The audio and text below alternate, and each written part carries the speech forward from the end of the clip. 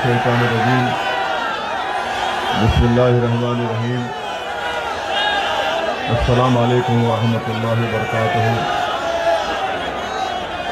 जनाब मोहतरम शौकत अली साहब, सदर उत्तर प्रदेश मजलिस इत्तेहादुल मुस्लिमीन, मोहतरम जनाब कलीम हफीज साहब, दिल्ली के मजलिस इत्तेहादुल मुस्लिमीन के सदर, मोहतरम जनाब वारिस पठान साहब, साबिक़ा रुकनी असम्बली मुंबई, मेरे भाई जनाब पवन राव अम्बेडकर साहब, फरहान जुबैरी साहब, मेहताब चौहान साहब, मोहतरम इमरान बॉबी साहब, गुलाम साबिर साहब और एन अंसारी साहब जो ज़िला सदर हैं, शाहीन रज़ा साहब, आसिफ शेख साहब, गुलफाम सैयद साहब, इमरान अजहरी साहब, इस्लाम कुरैशी साहब, मोहसिन कुरैशी साहब, तौफीक प्रधान साहब, शुजा नकवी साहब, जनाब समीर जमाली साहब, मुनीर अहमद साहब, मेजर रहमान साहब, जनाब रिजवान खान साहब, बुजुर्गों, कौम और मिल्लत के गयूर नौजवानों, मैं आप तमाम का बेहद शुक्रिया अदा करता हूं कि आपने अपना कीमती वक्त निकालकर आज के मजलिस इत्तेहादुल मुस्लिमीन के इस जलसे में शिरकत की। अभी आपने मोहतरम जनाब शौकत साहब को उनकी बसीरत फ़रोज़ खिताब को सुना। उससे पहले जनाब कलीम हफीज साहब और वारिस पठान साहब ने भी आपके दरमियान में आकर अपनी बात को रखा। मेरे अजीज दोस्तों और बुजुर्गों, मैं आपके सामने सिर्फ यही गुजारिश करने आया हूं कि भारत के संविधान के तहत हम तमाम को इस बात की इजाज़त दी गई है कि हम अपने पसंद के उम्मीदवार को वोट भी डालें और भारत के संविधान और भारत की लोकशाही और जमहूरियत को मजबूत करने के लिए हमको इस बात की इजाज़त दी गई है कि हम अपनी एक पसंद की सियासी क़यादत को भी बनाएं, हम अपने एक पसंद के नेता को बनाएं। और जब आपकी सियासी क़यादत और नेता बनेगा तभी जाकर आप बाबा साहेब अम्बेडकर ने जो संविधान में जिस बात का जिक्र किया, संविधान के प्रेअम्बल में, जिसमें लिबर्टी, आज़ादी, इक्वालिटी, मसावात, जस्टिस, इंसाफ, फ्रेटर्निटी, भाईचारगी, ये चारों चीजें भारत में अगर अक़लियतों को हासिल करना है, जिसको हिंदी में अल्पसंख्यक, और अपने वोट की अहमियत को अगर आपको बरकरार रखना है, क्योंकि आज उत्तर प्रदेश हो या भारत के बहुत से प्रदेश या रियासतें हों, वहां पर भारत की सबसे बड़ी अक़लियत मुसलमान है। उसके बाद हमारे ईसाई भाई हैं, सिख भाई हैं, जैन भाई हैं। इनके वोट की कोई अहमियत नहीं रही। आज मैं बिल्कुल खुलकर आपसे कह रहा हूं, क्योंकि मैं अल्फाज चाप कर बोलना मेरी फितरत में नहीं है। मैं खरी खरी और सच्चाई को बयान करना ये मेरा मकसद रहा है। और इसीलिए जब मैं इन तल्ख और सच्चाई भरे जुमलों को अदा करता हूं तो बहुत से लोगों को पेट में दर्द शुरू हो जाता है। मगर सच्चाई यह है, आज उत्तर प्रदेश में मुसलमानों के वोट की कोई अहमियत नहीं है। आपके कोई वोट की अहमियत नहीं है। क्यों नहीं है? इसलिए कि बीजेपी को आपके वोट की जरूरत नहीं है। बीजेपी को आपके वोट की जरूरत नहीं है। आप पूछेंगे तुम कैसे बता रहे हो, तो आप देख लीजिए भारत की पार्लियामेंट में, संसद में 300 से ज्यादा बीजेपी के अरकान पार्लियामान है, एक भी मुसलमान नहीं। उत्तर प्रदेश में इनके 300 एमएलए हैं, एक भी मुसलमान नहीं है।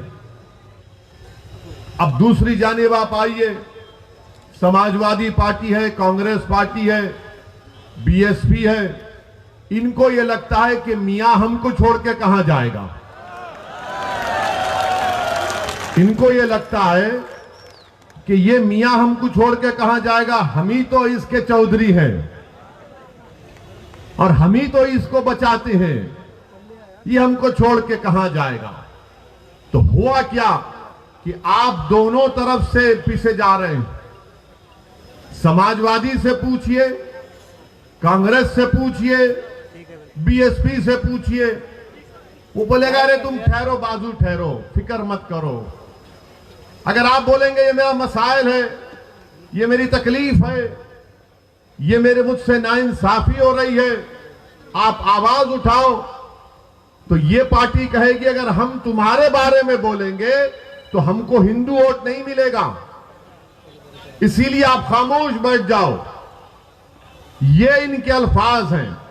अगर इस पार्टी में कोई इनका नेता मंच पर चढ़ जाता है और मंच पर सामने आकर बैठना चाहता है तो उससे कहा जाता तुम सामने नहीं बैठना, क्योंकि तुम 19% हो, जो 5% है सामने बैठेगा, जो 19% है पीछे बैठेगा। यह हकीकत है, इससे कोई इनकार नहीं कर सकता। तो अब ऐसे माहौल में जहां पर आपकी कोई सियासी अहमियत अब बरकरार नहीं रही, और अगर कोई कह रहा है कि उत्तर प्रदेश में मुसलमान अक़लियत की एक सियासी अहमियत बरकरार है, तो मैं उनके सामने बैठकर बातचीत करने के लिए तैयार हूं, मगर याद रखो 6-7 मिनट के अंदर तुम तकलीफ में आ जाओगे। मैं इतने जुमले और इतनी बातें दलाइल पेश कर दूंगा कि तुम नहीं बैठ सकोगे। अगर कोई कहेगा कि नहीं सेकुलरिज्म को जिंदा रखना है, मैं कहूंगा सेकुलरिज्म जिंदा ही नहीं है। अभी सेकुलरिज्म जिंदा नहीं है, संविधान का सेकुलरिज्म जिंदा है और जिंदा रहेगा हमेशा।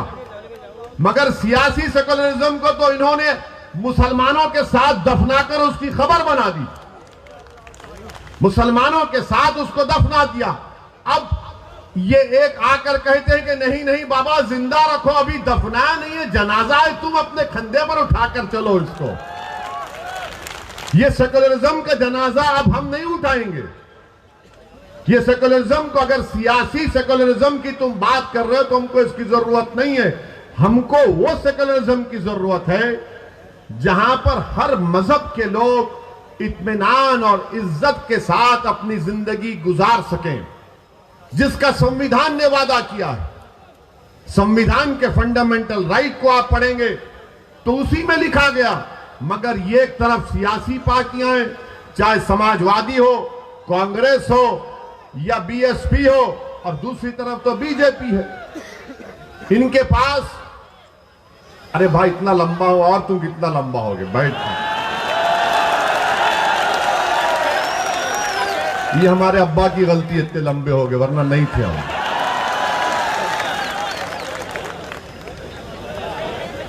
तो मैं आपको बता रहा था कि ये सेकुलरिज्म के नाम पर आपके पास आते हैं। अच्छा, अब समाजवादी पार्टी क्या कर रही है? जहां कहीं शाम में मुस्लिम इलाकों में मैं सुना मुशायरा कर रहे हैं, हर जगह मुशायरा होता है, शायर आकर कलाम पढ़ता है, गंगा जमनी तहजीब, सेकुलरिज्म जिंदाबाद। अब बेचारा मुसलमान, अरे देखो कितना अच्छा बोला, मगर जब मुसलमान मुशायरे के बाहर निकलता है, अपने घर को जाता है, तो रास्ते में कोई उसको गाली देता है, मुल्ला कहां जा रहा है।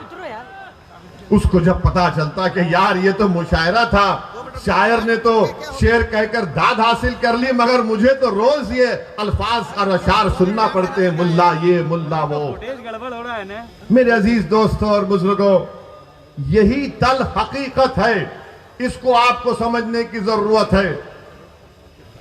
सारी दुनिया में ईसाई बरादरी के लोग क्रिश्चियन क्रिसमस मनाते हैं बड़े जोश और खरोश के साथ, उस मजहब का एक अहम दिन होता है। मगर इस साल भारत में ईसाई लोग क्रिसमस नहीं मना पाए। कई वाकयात आए कि जहां पर ईसाई लोग क्रिसमस मना रहे थे, वहां पर हिंदुत्वा जहन रखने वाले आरएसएस से वाबस्ता लोग जाकर उनके उस त्योहार में खलल पैदा कर दिए, उनसे बहस की। और जब उन्होंने, ईसाइयों ने, क्रिश्चियन ने कहा कि हम अपने क्रिसमस को मना रहे हैं, तो उन्होंने कहा नहीं, तुम कन्वर्जन कर रहे हो। कोई नहीं बोलता इसके ऊपर। इसीलिए मैं कह रहा हूं, याद रखो आप कि जब तक अक़लियतें अपनी सियासी अहमियत को बरकरार अगर रखना चाहते हैं, तो सबसे पहले आपको अपने दिमाग से ये पॉलिटिकल सेकुलरिज्म को निकालकर एक कचरे की कुंडी में फेंकना पड़ेगा। जिस दिन आप ये पॉलिटिकल सेकुलरिज्म को भूल जाएंगे, तो सच्चाई आपके सामने आ जाएगी। क्या बात है कि कोई पंजाब में जाकर सिखों के खिलाफ बोल सकता है? कोई पंजाब में जाकर सिखों के खिलाफ बोल सकता है? नहीं बोल सकता ना, क्योंकि सिखों को मालूम कि हमारी गीरत की कीमत क्या है। मगर हमको क्या मालूम, नहीं, सेकुलरिज्म, सियासी सेकुलर जिंदा रखना है। किसी ने सुनहरे गुरुद्वारा में जाकर बेअदबी की तो सिखों की गीरत जाग गई। मगर यहां पर क्या हो रहा है? रोज गाली दी जाती है, रोज बेइज्जत किया जाता है, रोज जलील किया जाता है, रोज रुस्वा किया जाता है। कोई रात ऐसी नहीं है जहां पर उस किसी बेटे की मां बेचैनी से करवटें ले लेकर अपनी रात नहीं गुजार देती फजर की अज़ान तक कि मेरा बेटा दूर है, कहीं जिंदा है या कुछ हो गया है। आप बताइए, ये हालात हैं हमारे वतन अजीज के, ये हालात हैं हमारे वतन अजीज के। मैं आपसे शिकायत करने आया हूं, मैं आपसे इल्तिजा करने आया हूं, मैं आपसे अपील करने आया हूं, मैं आपको नेता बनाने आया हूं, मैं आपको कायद बनाने आया हूं। मैं उत्तर प्रदेश में मुसलमानों की लीडरशिप और हिस्सेदारी की लड़ाई लड़ने आया हूं। मैं अपने लिए उत्तर प्रदेश को नहीं आया हूं। मैं उत्तर प्रदेश को अपनी जात के लिए या अपनी अना की तस्कीन के लिए या अपनी मकबूलियत में इजाफा करने के लिए या अपनी तकारीर के जरिए आपको जज्बात में लाकर नारे तकबीर अल्लाह अकबर के नारे लगाने के लिए नहीं आया हूं। मैं आपको एक पैगाम देने आया हूं, एक शऊर बेदार करने के लिए आया हूं, एक हकीकत को बयान करने आया हूं कि अब आपको उठना है, अब आपको उठना है मेरे अजीज दोस्तों और बुजुर्गों। कब तक आप बीजेपी के डर से, कब तक आप सियासी सेकुलरिज्म के इस झूठे वादे के ऊपर आप इन पार्टियों को वोट देते रहेंगे? आज आपको उत्तर प्रदेश में अपनी हिस्सेदारी की लड़ाई लड़ना है, आपको अपने हिस्से को हासिल करना है। अगर आप ऐसे ही इनके इस्तेसाल का शिकार हो जाएंगे, जिसको अंग्रेजी में कहते हैं पॉलिटिकल एक्सप्लॉयटेशन किया जाता है, तो बताइए क्या हासिल होगा फिर? 60 साल से अगर यहां पर मेरे इस जलसे में अगर कोई 70 साल के हमारे बुजुर्ग बैठे हैं, मैं आपसे अपील कर रहा हूं, अगर आप नहीं बैठे हैं तो जहां तक मेरी आवाज पहुंच रही, मैं आपके दिल से मुखातिब होकर कह रहा हूं, अपने दिल पर हाथ रखकर कहो कि मैंने जितने बातें कही वो सच है या झूठ है। कब तक आप इन लोगों के दिल फरेब बातों में आकर ये सियासी सेकुलरिज्म के नाम पर वोट देते रहेंगे? क्या हासिल हुआ मुसलमानों को? क्या तुमको मालूम उत्तर प्रदेश के मुसलमानों, तुम्हारी गरीबी का आपको मालूम आपकी गरीबी क्या है? उत्तर प्रदेश में 2% भी मुसलमान ऐसे नहीं है जिनके पास 2 एकड़ से ज्यादा जमीन हो।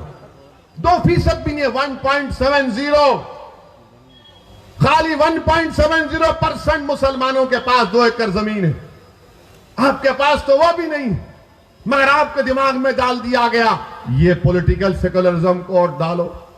क्या आपको मालूम उत्तर प्रदेश के माँ बाप, मुस्लिम माँ बाप से कह रहा हूं कि 71% मुसलमान बच्चे या तो अनपढ़ हैं या फिर सिर्फ प्राइमरी जमात तक पढ़े हैं। कौन जिम्मेदार है? मैं जिम्मेदार हूं उसका। मैंने जाकर कहा था कि स्कूल मत खोलो, मैंने जाकर कहा था कि जमीन मत बांटो। बताओ इसका हिसाब कैसा लिया जाएगा? किससे जवाब हासिल करेंगे? उत्तर प्रदेश की जेलों में 28% मुसलमान अंडर ट्रायल है। शौकत ने सही कहा, स्कूल खोलने की जगह थाना खुल जाता है, अस्पताल की जगह शराब खाना खुल जाता है। क्यों खुलता है? क्योंकि आपकी सियासी अहमियत नहीं रही। इनको मालूम कि मुसलमान को सिर्फ जज्बात में ला लो। मैं आपको यकीनन जज्बात में लाने के लिए कह रहा हूं, मगर जज्बात का इस्तेमाल ठोस काम के लिए होना चाहिए। और जितने मुसलमानों को आपने वोट दिया है माजी में, वो या तो बड़े बड़े फाइनेंशियल पावर रखने वाले दौलतमंद थे या फिर कोई और थे जिनका जमीन से कोई ताल्लुक नहीं था, जिनका गरीब मुसलमान नौजवानों के ख्वाबों को पूरा करने से उनका कोई मतलब नहीं था। इनको सिर्फ इलेक्शन जीतने से मतलब था। वो ये समझते थे कि हम जीत जाएंगे तो बस काम हो गया। मैं ये कह रहा हूं कि मैं मिटने तैयार हूं, मगर तुमको जीतना है इंशाअल्लाह ताला। हम मिटेंगे एक दिन इंशाअल्लाह ताला। हम सब मिटने के लिए आए, जमीन की ग़िज़ा बनने के लिए आए। कोई यहां पर ज्यादा जिंदा नहीं रहेगा। ये तो अल्लाह को मालूम कि कौन कितनी हयात लेकर आया, मगर हर एक को मौत का मजा चखना है। मगर मेरे अजीज दोस्तों और बुजुर्गों, क्या जिंदगी आप कैसे गुजार रहे हैं? किस मकसद के लिए गुजार रहे हैं? कैसे आपका वक्त चला जा रहा है? कैसे आपकी जवानी को बर्बाद कर दिया जा रहा है? ये मजलिस इत्तेहादुल मुस्लिमीन आपके दरमियान में आकर यही इन बातों को रखती है ताकि आप में एक शऊर बेदार हो जाए। आपने सुना, पढ़ा और देखा कि काशगंज के अल्ताफ को पुलिस स्टेशन में जान से मार दिया गया। कोई नहीं जाता अल्ताफ के पास, उसके घर वालों के पास। वो पुलिस स्टेशन में ले जाकर नल की टूटी से कहा गया कि उसने खुदकुशी कर ली। क्या कोई 3 फीट की नल की टूटी से खुदकुशी कर सकता है? मगर अल्ताफ की जान ले ली गई।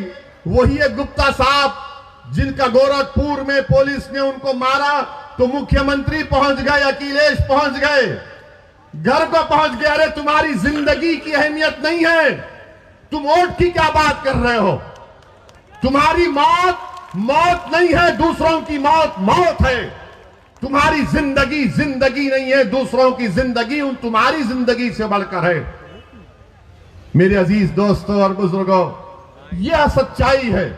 और जब हम इन तमाम हकीकत को बयान करते हैं तो सबको लगता है ये क्या बकवास अनाप शनाप बक रहा है। मैं अनाप शनाप नहीं बक रहा हूं, मैं सच्चाई को बयान कर रहा हूं। तुम हमको डरा कर वोट हासिल नहीं कर सकते। अब ना हम मोदी से डरेंगे ना योगी से डरेंगे, इंशाअल्लाह ना हम अखिलेश के इन दिलफरेब बातों में आएंगे जो उनके वालिद मोहतरम भी दोहराते थे, ना हम कांग्रेस के वो पुरानी बूढ़ी कांग्रेस जिसने हमेशा हमको धोखा दिया। आज आकर हमसे दिलफरेब बातें की जाती हैं कि हमको वोट दो, हमको ऐसा कर दो। 2017 में अखिलेश और कांग्रेस मिले थे ना, अखिलेश और राहुल मिलकर गाना भी बन गया था, यूपी को ये 2 लड़कों का साथ पसंद है। मगर क्या निकला?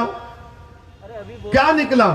2019 में सपा बीएसपी मिल गए, मिलकर लड़े। 75% मुसलमानों ने वोट दिया। सीएसडीएस का डेटा बोलता है सिर्फ 15 लोकसभा की सीट जीते। कांग्रेस पार्टी यहां पर बरेली में दौड़ो, रनिंग करो, बोले भागो, मैराथन करो, मगर राहुल गांधी यहां से भागकर केरला चले गए। क्यों भागे? क्योंकि हार गए। जब राहुल गांधी हार गए, जब अखिलेश और बीएसपी हार गई, आपने कभी सुना इनकी जबान से कि हम हारे इसलिए कि हमको हिंदू भाइयों ने वोट नहीं दिया?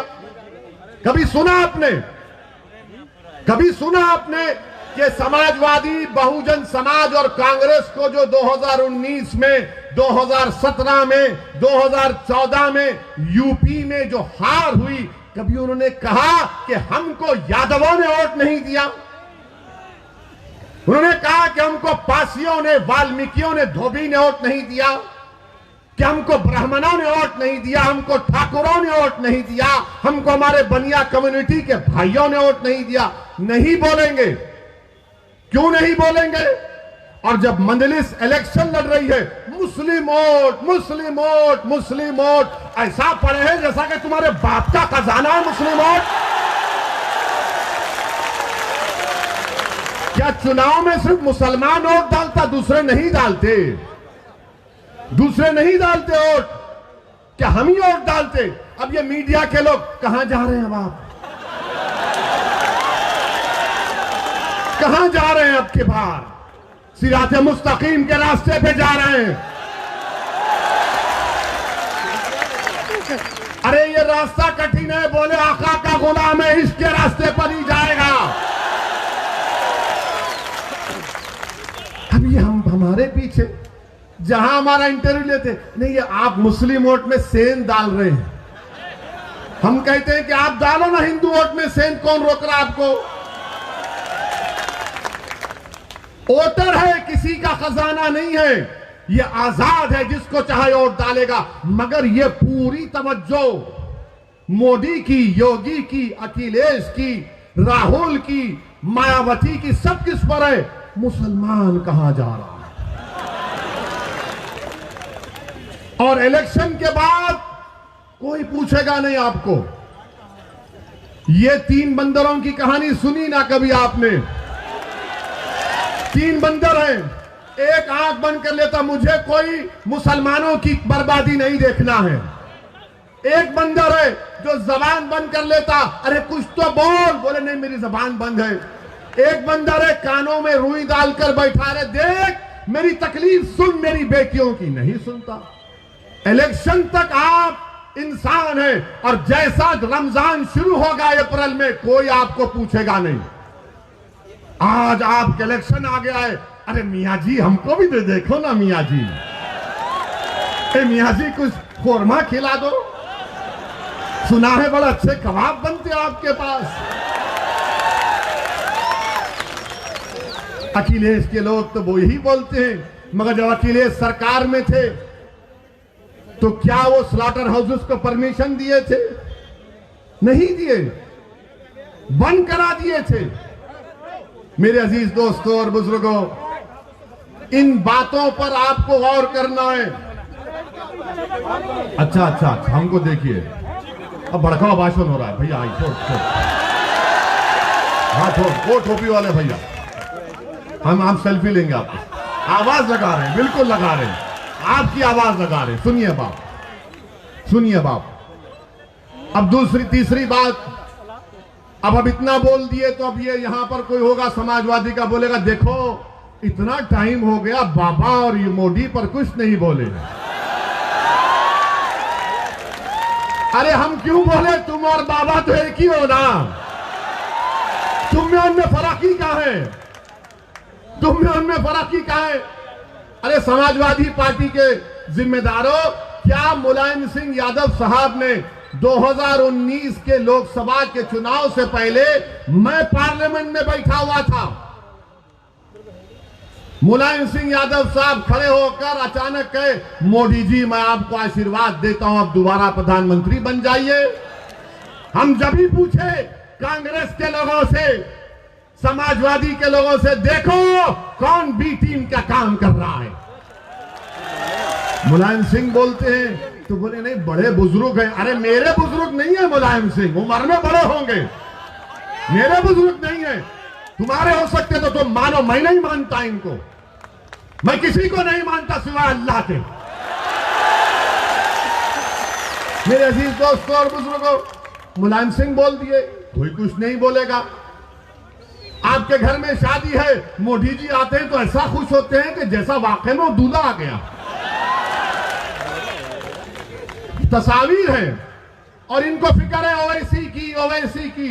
अरे मुझ पर इल्जाम लगाने वालों, याद रखो मैं कोई नेक आदमी नहीं हूं। मैं खुदा कह रहा हूं, मैं गुनाहगार हूं, मैं खताकार हूं, मैं सियाकार हूं और मुझ में क्या क्या कमजोरियां हैं वो मेरा रब जानता है। मगर असदुद्दीन ओवैसी को जब मैं 3 अहादीस बार बार पढ़ता हूं अल्लाह के रसूल सल्लल्लाहु अलैहि वसल्लम की, तो मुझे एक उम्मीद नजर आती है।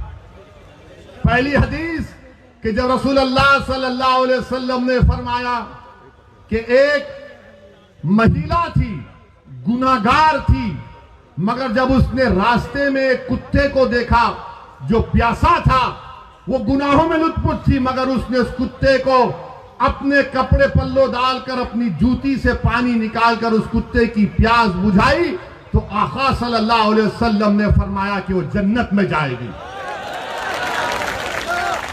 दूसरी हदीस हजरत अनस रज़ियल्लाहु ताला अन्हु रिवायत करते हैं कि एक साहबी ने आकर पूछा, या रसूल अल्लाह सल्लल्लाहु अलैहि वसल्लम क़यामत कब आएगी?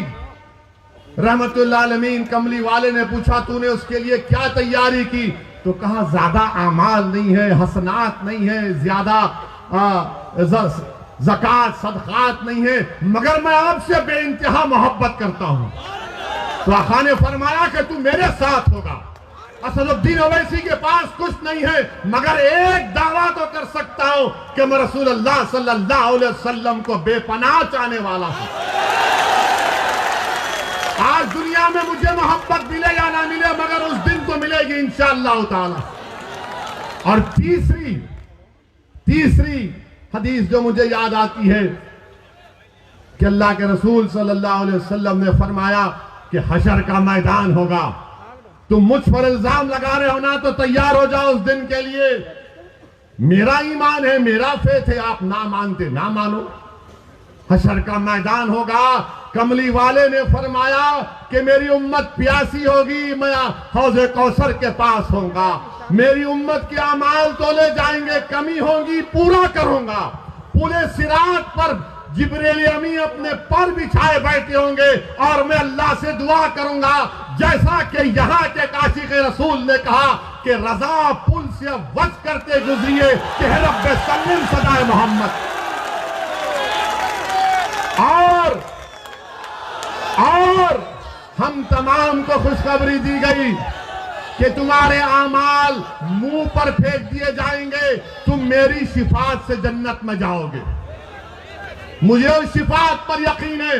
तुम क्या इल्जाम लगाते लगाओ, तुम मेरा जो हाल करते कर दो।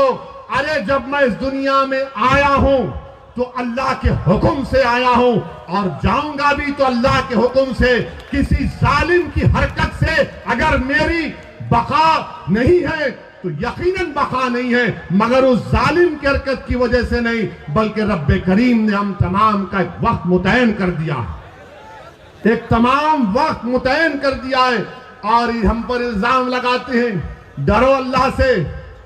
सिर्फ इतना ही कहना चाहूंगा तुमसे, तुम्हारे कोई इल्जामात की मुझे फिक्र नहीं है, मगर जिस तरह से ये बकवास कर रहे हैं इससे अंदाजा हो रहा है कि इनके पेट में दर्द नहीं, बल्कि इनको अब लग रहा है कि बाबा कुर्सी तो हमसे छीन ली जाएगी। इनको डर लग रहा है कि अब बहुत दूर इनको गुमनामी के वादियों में इंशाअल्लाह ये चले जाएंगे। और यहां पर क्या किया योगी आदित्यनाथ की सरकार ने? बरेली में अमित शाह आए थे, गनीमत यहां पर निजाम की बात नहीं की, वरना हम राज की बात कर देते उनके सामने।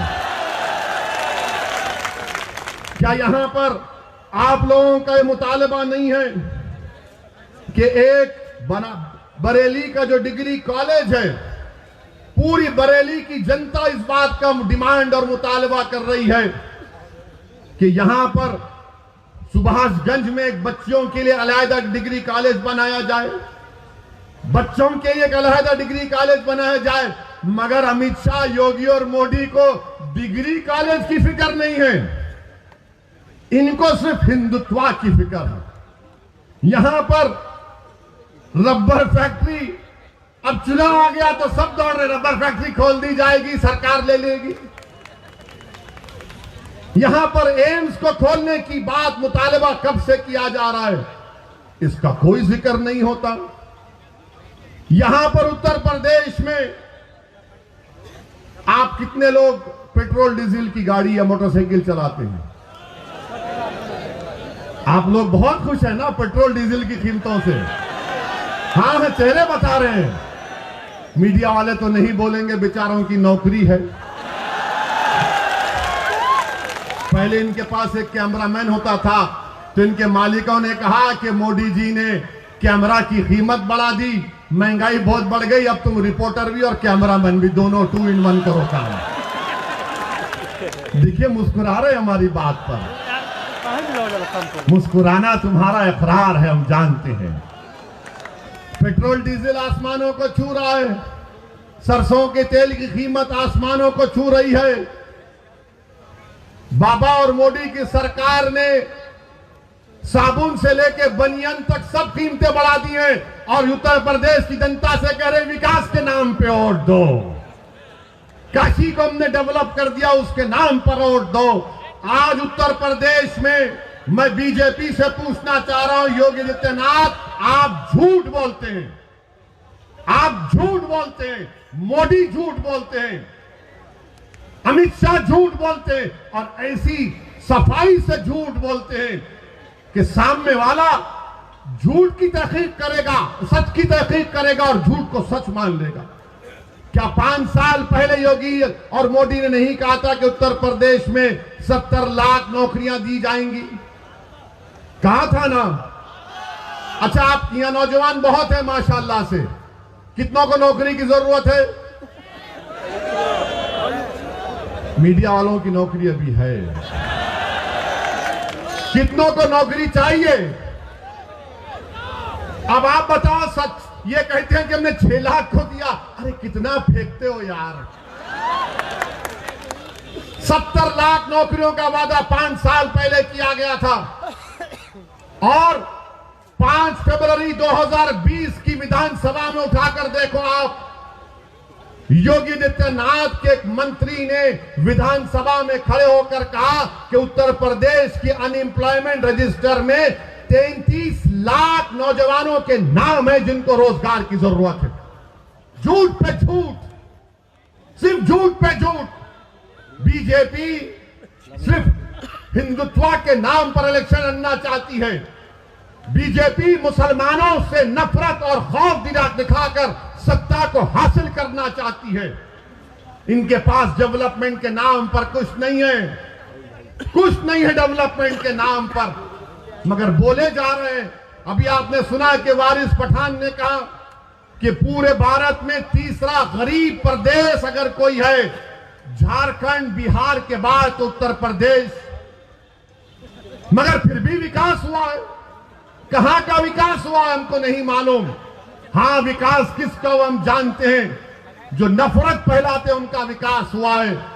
जिन्होंने भारत के मुसलमानों का नरसंहार करने की बात की, उनका विकास हुआ है। जो भारत के संविधान को, अंबेडकर के बनाए हुए संविधान को अपने संविधान से संघी संविधान बनाना चाहते हैं, उनका विकास हुआ है। हरिद्वार में धर्म संसद, हरिद्वार में धर्म संसद, रायपुर छत्तीसगढ़ में कांग्रेस की सरकार, वहां धर्म संसद। क्या बोला जाता है इन दोनों धर्म संसद में? तुमने पढ़ा कभी? उस धर्म संसद में कहा गया हरिद्वार के कि भारत के मुसलमानों का हाल रोहिंग्या मुसलमानों की तरह कर देना चाहिए।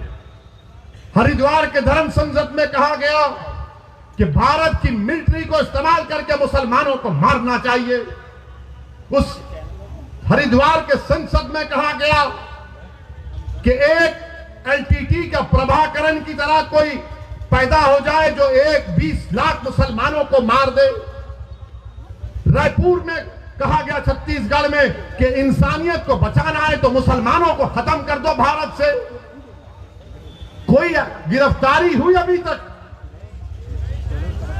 हरिद्वार में गिरफ्तारी हुई, रायपुर में हुई एक की, मगर किस उन्मान पे गिरफ्तारी हुई रायपुर में कि उन्होंने गांधी को नाप शनाप कहा। अरे तुमको अगर गांधी से मोहब्बत है तो सुनो जालिमों, जो धर्म संसद के नाम पर भारत में नफरत फैला रहे हो, गांधी को क्यों मारा गया था? गोडसे ने गांधी को क्यों मारा? इसलिए मारा कि उसने कहा कि गांधी मुसलमानों की तारीफ की बात करता है, इसीलिए गोडसे ने एक ज़ईफ आदमी के सीने में गोलियां मार दी। अगर गांधी से मोहब्बत है तो गिरफ्तार करो पूरों को। ये कांग्रेस जो आज ये ड्रामा करती है रनिंग कंपटीशन का, तुम्हारी रियासत में जहां पर तुम्हारी सरकार है, तुम्हारी हुकूमत ने सरकारी फंक्शन में तुम्हारी हुकूमत पैसे देती है, उसमें कहा जाता है कि इंसानियत को बचाना है तो मुसलमानों को मार दो। शर्म आनी चाहिए इन लोगों को, शर्म आनी चाहिए। याद रखो, अगर मुसलमानों को कोई मारेगा तो मुसलमान को नहीं, तुम भारत के दुश्मन हो। मुसलमानों को सफेद से मिटाने की बात अगर कोई भारत में करेगा तो भारत के संविधान का दुश्मन है। अगर कोई मुसलमानों को रोहिंग्या मुसलमानों की तरह उनका हाल करने की बात करेगा तो तुम दुश्मन हो अल्लामा फजल खैराबादी के, तुम दुश्मन हो मुजाहिदीन आजादी के, जिन्होंने इस मुल्क को आजाद कराने के लिए अपनी जानों को कुर्बान किया। तुम दुश्मन हो, तुम नफरत करते हो उन मुस्लिम उलमाओं से जिन्होंने अंग्रेजों की इस गुलामी के खिलाफ जिहाद का फतवा दिया था। मगर हमको मिटाने की बात हो रही है। अगर आज के इस जलसे में असदुद्दीन ओवैसी को अनपार्लियामेंट्री अल्फाज या गैर अखलाकी अल्फाज अगर मैं मोदी के बारे में कह दूं या योगी के बारे में कह दूं या फिर बरेली में, यहां पर बरेली में अगर कोई फेसबुक पर कुछ लिख दे तो 4 घंटे के अंदर हजरत पुलिस पहुंच जाएगी उसके घर को और बोलेगी बेटा चल तेरे को दामाद बनाना। मगर ये सब बोलेंगे, ये बोलेंगे तो पुलिस क्यों नहीं करती इनके खिलाफ? इनको दामाद क्यों नहीं बनाती? क्या ये तुम्हारी नाजायज औलाद है जो बकरी हरिद्वार छत्तीसगढ़ में? हम के कानपुर की तकरीर में एक 80 साल के मुसलमान को एक दलित पुलिस के ऑफिसर ने खामोशी से लाकर कागज पर लिख कर दिया कि बोलो इस पर ओवैसी तुम। एक 80 साल के मुसलमान को जिसकी दाढ़ी है, उसको एक मुकामी थानेदार ने उसकी दाढ़ी को खींचा, उस पर पेशाब करवाया।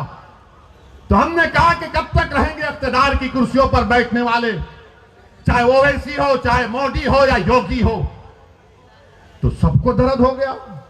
इसने हिंदू धर्म के खिलाफ कहा, अरे जालिमों, मैं किसी धर्म के खिलाफ ना था, ना कभी हूं, ना कभी रहूंगा इंशाअल्लाह ताला। भारत का संविधान मेरे लिए अजीज है और भारत के संविधान में तो उसको भी इजाजत है जो किसी खुदा, भगवान, अल्लाह, जीसस को नहीं मानता। मगर इनका क्या है? नहीं, हर चीज को इधर जोड़ देते। याद रखो, ये सच्चाई है मेरे अजीज दोस्तों और बुजुर्गों। बीजेपी इस मुल्क में खुलकर हिंदुत्व की पॉलिटिक्स कर रही है, इससे कोई इनकार नहीं किया जा सकता। मगर मैं भारत के मुसलमानों से, हमारे भारत के उन दलित भाइयों से जो अंबेडकर को आज भी अपना आइडियल मानते हैं, हम भारत के हमारे हिंदू भाइयों से जो नेहरू और सुभाष चंद्र बोस की कुर्बानियों को नहीं भूले, मैं उनसे अपील कर रहा हूं कि आपको उठना पड़ेगा, आपको रोकना पड़ेगा। अगर आप समझते हैं कि आपको मदद की जरूरत है तो असदुद्दीन ओवैसी आपके साथ कंधे से कंधा मिलाकर खड़े रहने को तैयार है। मुल्क को बचाना है, मगर मुल्क को बचाने का मतलब यह नहीं है जिंदाबाद आप जिंदा ही रहेंगे इंशाअल्लाह ताला। मगर मुल्क को जब बचाने की बात होती है, ये समाजवादी, कांग्रेस, बीएसपी बोलेंगे देखो देश को बचाना है ना, तो फिर तुम खामोश हो जाओ। हैं? ये खामोशी कैसे होगी? नहीं नहीं, तुम कुछ मत करो, तुम खामोश बैठो, हम देख लेंगे। तुम नहीं देख सकते इनको, तुम मुकाबला ही नहीं कर सकते मोदी से। मोदी मंदिर मंदिर कर रहे हैं, तो अखिलेश बोल रहा मैं भी परशुराम का मंदिर बनाऊंगा। बोलते हैं ना, आपका मजहब है, चलिए हमको इतराज नहीं है, मगर मुल्क में लड़ाई क्या है? योगी आदित्यनाथ ने अपनी तकरीर में कहा राहुल गांधी के बारे में कि राहुल गांधी किसी मंदिर में गए तो उनको मंदिर के आदाब नहीं मालूम थे। तो बाबा ने कहा कि ऐसा बैठे कि मंदिर के किसी पुजारी ने कहा अरे ये मंदिर है, मस्जिद नहीं है। मुझे यकीन है कि मंदिर के पुजारी ने इस तरह नहीं कहा होगा, क्योंकि जब किसी की इबादत गाह में जाता है तो खुदा की इबादत करने के लिए जाता है। लोग दरगाह को आते हैं आला हज़रत के, आते हैं ना, तो क्या पूछा जाता है? क्या पूछा जाता है? आते हैं, अकीदत है, किसी मजहब का आता है। मगर योगी ने खैर इजाफा कर दिया। अब सवाल यह पैदा होता है कि भारत में लड़ाई यह है कि सबसे बड़ा हिंदू कौन है? मोदी बोलते हैं कि मुझसे बड़ा कोई हिंदू नहीं है। योगी बोलते हैं कि मैं अब मोदी के बाद का प्रधानमंत्री बनने वाला हूं। राहुल बोलते हैं कि देश में सिर्फ हिंदू ही प्रधानमंत्री बन सकता है, उनका स्टेटमेंट है। अखिलेश बोलते हैं कि मैं ही सबसे बड़ा हिंदू हूं। हम इन तमाम से कहना चाह रहे हैं, दोबारा कह रहा हूं, आप लोग मोदी जी, योगी जी, अखिलेश जी, राहुल जी एक कमरे में बैठकर, वैसे तो बैठते जरूर हैं, बैठते जरूर हैं। हमारे हैदराबाद में कहावत है, मैं तेरी पीठ खुजाता हूं, तू मेरी पीठ खुजा। कहते हैं आप बैठकर तय कर लीजिएगा सबसे बड़ा हिंदू कौन है, मगर वो भी नहीं करेंगे। और फिर अभी आप देखो, एक बीजेपी के एमपी हैं राज्यसभा के, उनका नाम शायद हरनाथ साहब है। उन्होंने बीजेपी के सदर को खत लिखा और कहा कि श्री कृष्णा मेरे ख्वाब में आए और मुझसे कहा कि बाबा योगी आदित्यनाथ को मथुरा से विधानसभा का चुनाव लड़ाऊं। तो अखिलेश भैया बोले हाँ मेरे ख्वाब में भी आए थे। अखिलेश ने कहा मेरे ख्वाब में भी आए थे और आकर मुझसे कह दिया कि तू ही सत्ता में आ रहा है। अब आप बताइए, पार्लियामेंट संविधान में आर्टिकल 51 है जो कहता है कि इंसान को मजहबी रह सकता है, नहीं भी रह सकता है, मगर एक साइंटिफिक टेम्परामेंट डेवलप करना है, एक साइंटिफिक टेम्परामेंट। उत्तर प्रदेश का चुनाव हो रहा है या किंडरगार्टन का कोई ड्रामा हो रहा है यहां पर? इनको ख्वाब में ये दिख कर आए, इनको ख्वाब में वो दिख कर आए। तो मुसलमान के ख्वाब क्या है बोलता हूं मैं आपको। हमारे ख्वाब तो छोड़ो, हर मां रात भर सोचती है कि कल खाना क्या खिलाऊंगी मेरी बच्चे को। हर बीवी ये सोचती है कि कल जब मेरा शौहर घर से निकल कर जाएगा, जानवर बेचने गांव में जाएगा, तो क्या जिंदा वापिस आएगा या लाश उसकी आएगी। हर बेटा ये देख रहा है कि मेरी आमदनी कम हो गई, इतनी कम हो गई कि मैं आज के इस उत्तर प्रदेश और भारत में अपने बाप से कम आमदनी को कमाता हूं। हर बेटी ये फिक्र में है कि मैं कॉलेज नहीं जा सकती इसलिए कि मेरी इज्जत लूट ली जाएगी, इज्जत लूट ली जाएगी। मैं उत्तर प्रदेश के मुसलमानों को पैगाम देने आया हूं। मैं आपको खोलकर कह रहा हूं कि आपको ख्वाब देखना है अब इंशाअल्लाह ताला, आपको ख्वाब देखना है इंशाअल्लाह ताला। मगर कोई कहेगा वैसी अगर ख्वाब को बयान कर दूंगा तो कहीं समाजवादी और कांग्रेस और बीजेपी मेरे ख्वाबों को चूकनाचूर तो नहीं कर देगी, नहीं करेगी इंशाअल्लाह ताला। तुम ख्वाब तो देखो, तुम ख्वाब तो देखो ना। तुम हिम्मत करो ख्वाब देखने की कि मेरा बेटा ऐसा डॉक्टर बनेगा जो तमाम बीमारियों का इलाज करेगा, मेरी बेटी देश की प्रधानमंत्री बनेगी इंशाअल्लाह ताला, मुसलमानों की बेटी। मैं जिंदा रहूं या ना रहूं, यह ख्वाब होगा इंशाअल्लाह पूरा। तुम ख्वाब देखो कि मेरा बेटा या बेटी साइंटिस्ट बनेगी तो वो कैंसर की दवा निकालेगी, मेरा बेटा या बेटी वकील बनेगी तो दलितों पर, मुसलमानों पर, हिंदुओं पर, आदिवासियों पर जुल्म होगा तो उनके हक के लिए लड़ेगा, दुनिया का मायनाज वकील बनेगा। ये ख्वाब देखो आप, इन ख्वाबों को देखना है आपको। तुम ख्वाब देखो कि उत्तर प्रदेश में मुसलमान अपना हिस्सा लेकर रहेंगे इंशाअल्लाह ताला, हम अपना हिस्सा लेकर रहेंगे, हम हिस्सेदारी की लड़ाई लड़ेंगे। तुम ख्वाब देखो कि उत्तर प्रदेश की विधानसभा में असदुद्दीन ओवैसी से ज्यादा काबिल और नेक ऐसे हमारे 15 एमएलए जाएंगे जो हमारी बात करेंगे, गरीबों की बात करेंगे, ईसाइयों की बात करेंगे, मुसलमानों की बात करेंगे, कमजोरों की बात करेंगे, बेवाओं की बात करेंगे, यतीमों की बात करेंगे, पुलिस के जुल्म का शिकार होने वालों की बात करेंगे। ये पैगाम है, ये ख्वाब आपको देखना है। क्या आप ये ख्वाब देखेंगे? क्या आप ये ख्वाब देखेंगे? क्या आप इन ख्वाबों को पूरा करेंगे इंशाअल्लाह? तो मेरे दोस्तों, ख्वाब कैसे पूरे होते हैं? सिर्फ ख्वाब देखकर हाँ अच्छा दिखा नहीं, ख्वाब जब देख लिए तो उसको पूरा करना है, जुस्तजू करना है, मेहनत करना है और अल्लाह से भीख मांगना है रसूलुल्लाह सल्लल्लाहु अलैहि वसल्लम का वसीला देकर। जिस तरह किसी आशिक ने कहा था कि चमक तुझसे सब पाते हैं पाने वाले, मेरा दिल भी चमका दे चमकाने वाले। अल्लाह चमकाएगा तुम लोगों को इंशाअल्लाह ताला। तुमको असदुद्दीन ओवैसी की जरूरत नहीं है, तुम सिर्फ ठान लो कि मैं भारत में चमकूंगा, मैं भारत को अपनी नूर से, अपने इल्म की नूर से, अपने ईमान की नूर से, अपने किरदार की नूर से और सबसे ज्यादा अपने बेबाकी और अल्लाह पर तवक्कल करके इस मुल्क में और अमन को फैलाऊंगा और अपने हक को हासिल करूंगा। ये ख्वाब पूरा होगा इंशाअल्लाह ताला। मेरे अजीज दोस्तों और बुजुर्गों,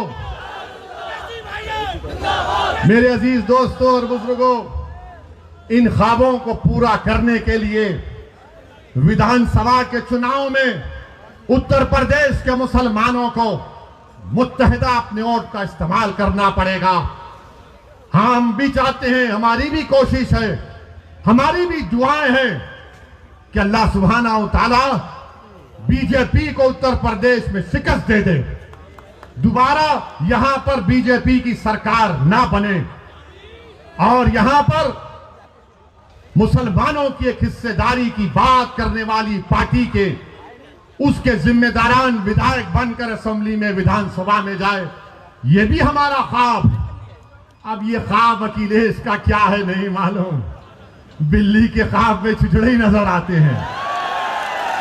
ये कहावत है, कहावत है, उनके ऊपर नहीं बोल रहे हैं। मगर अब आपको अपने ख्वाबों को अगर पूरा करना है तो अखिलेश को उठाना है। उठो, अब हम उठ चुके हैं, अब तुम हमको धोखा नहीं दे सकते। अब हिला के रख दो बीजेपी और योगी को जमहूरी तरीके से कि हम बेदार हो चुके हैं। ये हमारे ख्वाब, हम उसको पूरा करेंगे इंशाअल्लाह ताला।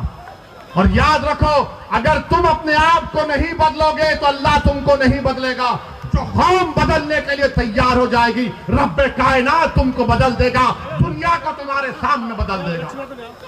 मेरे अजीज दोस्तों और बुजुर्गों, यही चंद अहम गुजारिशात मुझे आप तक कहना था। मजलिस का साथ दीजिए, ये आपकी पार्टी है, मेरी जिंदगी का कोई भरोसा नहीं। कोई कहता है गर्दन उठा देंगे, भाई जो करना है करो, जो करना है करो, मगर मेरा भी एक ख्वाब है, शायद आपका भी ख्वाब होगा कि इस दुनिया से जाने से पहले अल्लाह हमको ख्वाब में रसूल अल्लाह सल्लल्लाहु अलैहि वसल्लम का दीदार करा दे। मेरा भी ख्वाब है कि जब रूह निकली जाएगी तो मेरी जबान पर अशहदु अल्ला इलाहा इल्लल्लाह व अशहदु अन्ना मुहम्मदुर रसूलुल्लाह रहे, तो मेरे साथ लगाइए नारा, नारे तकबीर।